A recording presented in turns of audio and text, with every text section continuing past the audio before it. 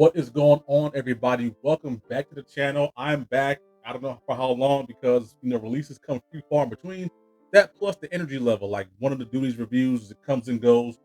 Suffice to say, I picked up a pair of Jordan 8 playoffs, some Alma Manier airships. I think I got my one of my holy grails, Alma Manier 3, all in here. You guys have not seen one of those shoes unless you follow me on social media. But other than that, I'm back with another review. I got a Jordan 1 box in front of me, as you can see. Let's dive right in. If you're new to the channel, as I always say, first we talk about the shoe, and then we'll talk about the shoe. Let's get into it. Now, if you have been rocking with me for a while, you know that I love a special box. Typically, you have a black and red Jordan 1 box. Here you have a black and royal box. And I don't think anything else is too special about it except the Nike and the Nike check, the swoosh here, the logo. It's not like a matte finish. It's got a nice kind of glossy finish to it. So, special box is what it is. I like it. I like when Jordan Brand puts effort, and so here's some effort. Size tag reads Air Jordan 1 Retro High OG, black, royal blue, and white. Open up the top. So this is a pretty cool thing. Shoes are individually wrapped, of course, because you have this suede material on them. So I gave it away if you didn't know. Let's peel back one of the covers on this guy. Ladies and gentlemen, I'm beyond pleased to present to you the Air Jordan 1 Royal Blue Reimagined. I am beyond pleased to have this shoe. Now I'll run that down in a little bit, but first let's talk about the shoe. As usual, on the sole, you have a radial traction pad, synonymous with the Air Jordan 1. It's been that way since 1985 and counting, and we'll talk about that more later on. Flipping it up to the midsole, you have a white midsole here. Again, this is just true to OG specs, so a white midsole, black, and royal blue. But it's reimagined. It's with the twist. On the blue part, I believe you have actual suede, right? Now, leather comes in many forms, and I think this suede is just roughed up leather. But anyway, you have a nice grade of suede on this particular colorway. The blue parts, again, being that nice suede. And I believe on the actual black part, you have like a nubuck. Now, I believe nubuck is just a shorter hair suede or synthetic kind of material on it. I've never really dove into what nubuck, durabuck, and suede differences all are. But if you do take a close look at the shoe, you should be able to see that there's a difference in the material length on the blue part versus what's on the black. So there's a difference in material change there for sure. I'm just not quite sure what to call it. But with that being said, that's one of the better parts of the shoes because this contrast really makes the shoe pop. And when you get it in hand, man, I'm telling you, like I know, like pictures don't do it justice, and in hand is always better. But in this particular case, this one does pass the in hand and eye test. The contrasting materials on this shoe really makes it pop. And of course, that beautiful blue, that royal blue, really does punch it up a lot. So, I mean, this is definitely one of the best Jordan 1 releases to come out this year. Now, as far as the suede itself is concerned, it does not have a whole lot of motion to it, but that's okay. I mean, that's not necessarily an indicator of good quality. It's just something that's nice to kind of see. It's a placebo effect mostly. But again, the contrasting materials, A+ in my opinion. Then, of course, you have that standard nylon tongue with a black and blue Nike Air Check logo there, and that's pretty much it for the shoe. Up on the collar area, you have the embossed ball and wings logo, bringing this shoe and what it's all about pretty much to a close. The shoe does come with your standard cotton flat lace. Then, of course, this box, which signifies the Move to Zero initiative, the effort to move to zero emissions and carbon emissions.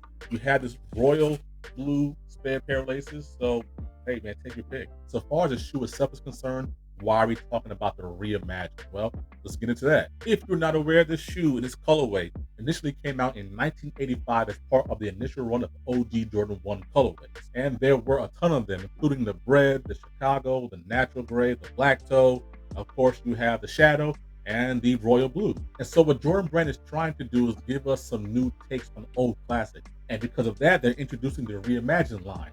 So what they do is take these older silhouettes and punch them up or give them a little bit of a twist. As an example, although a shoe I don't particularly have, we have a Jordan 1 black and red or a Bread that came out in the patent material a couple of years ago. Depending on who you talk to, the Lost and Found that came out also a year or so ago is also part of the Reimagined line. Now, as you can see, you have your typical Jordan 1 Chicago, except there's some elements to it. This cracked leather and this kind of, faded tongue, kind of got this yellowing on it. Same with the midsole. It's got this new take on an old classic. We again saw that with the Jordan 3 Reimagined. Again, this is a Jordan 3 white cement that has, yellowing on the sole and a couple other bits, I think, like here on the back. Again, new take, old classic. And with this particular release, what this actually reaffirms is that we're not just going to get vintage takes on old shoes. We're going to get material changes or whatever else Nike and Jordan Brand can come up with to kind of tease the palate and tickle the fancy of those OG collectors, a la the patent breads and the suede royals.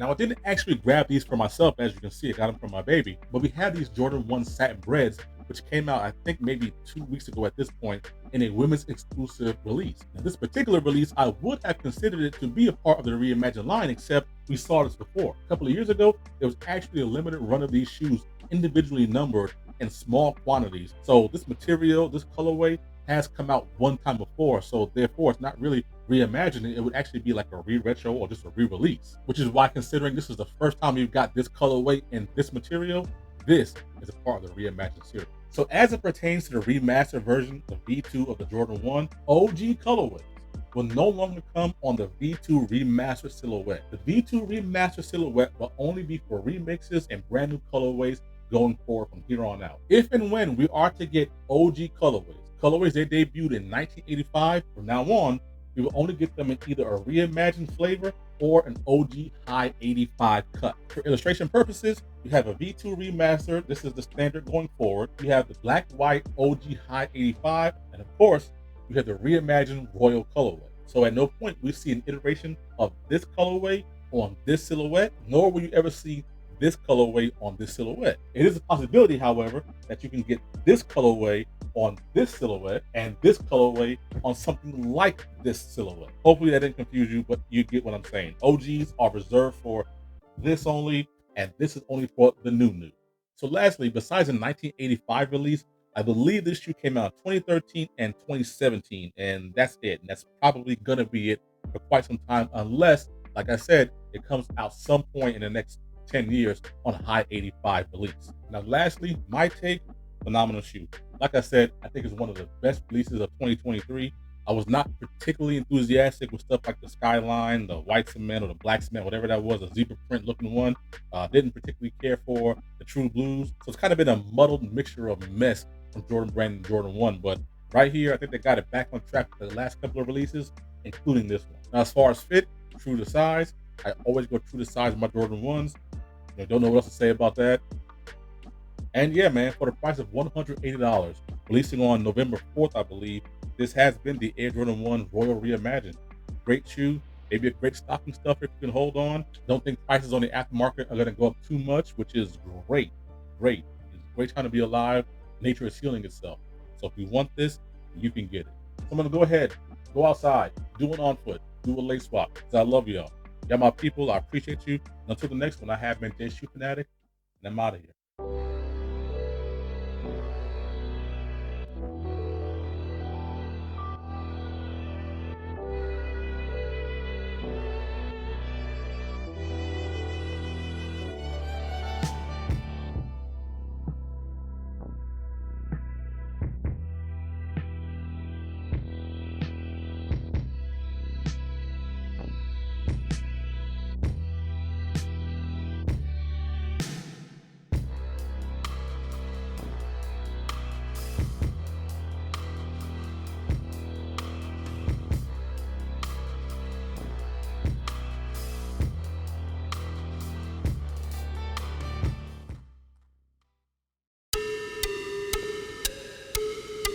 Not a smell.